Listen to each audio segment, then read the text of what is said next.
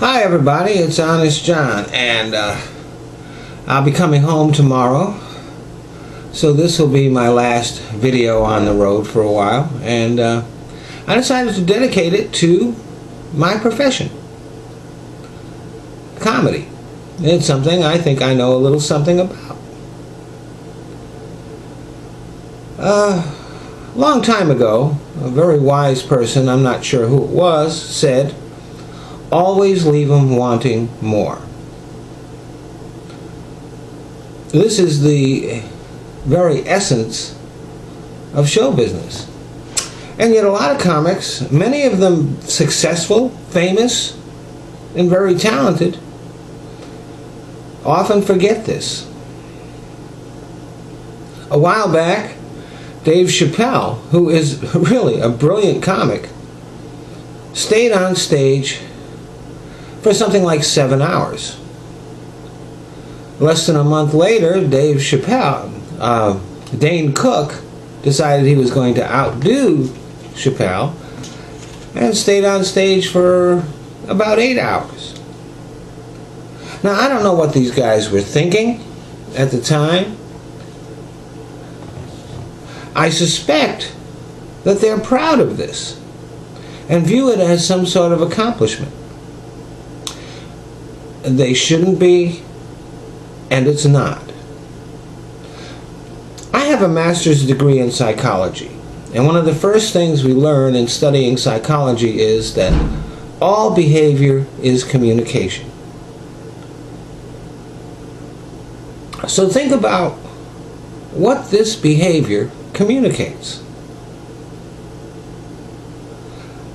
A need for attention that is completely out of control. A need for approval that is beyond pathological. And an egotism and self-centeredness that eliminates respect for their art and for the people around them. Yes, as a comic, it feels great being up on stage and in the spotlight, especially when it's going real well. But there are more people in the club than just the comic and his audience. There are waiters and waitresses and security and people in the kitchen and supervisors and managers and the guy on the lights and the guy on sound, and all of these people have children and spouses and lives that they need to get back to. These people are actually working, and they want their shift to end reasonably close to on time.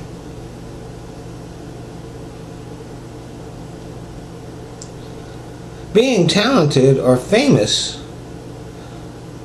does not relieve you of the obligation to have respect and consideration for these people.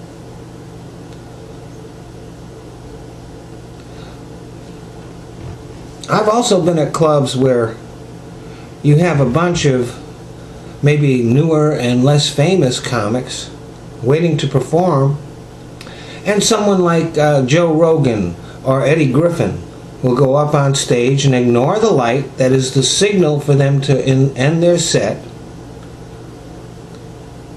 And sometimes they'll just keep on going until everybody has left. It's called walking the room. And what does that communicate?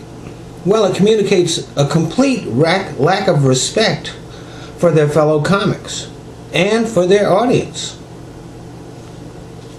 Unfortunately, their most avid fans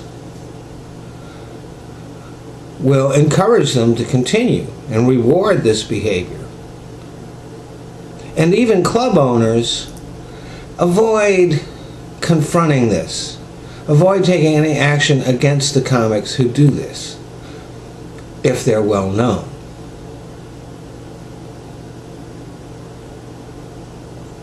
Recently, I worked with a comic who went for a long time, and as a matter of fact, he went so long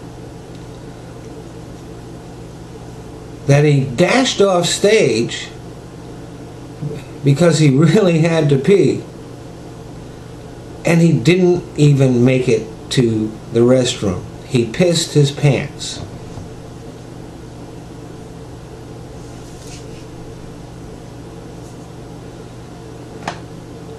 Think about that. He pissed his pants because he didn't want to get off stage until he absolutely had to.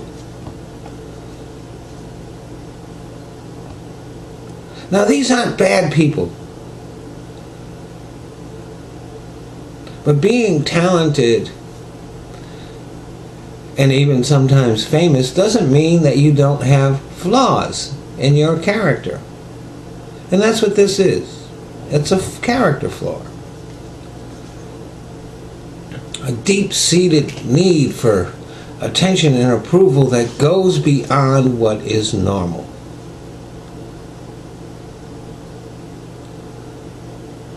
And I'll tell you something. They are very talented people. They are very good comics. But they will never be great. In order to be great, you have to know how and when to end the show. Thanks for listening.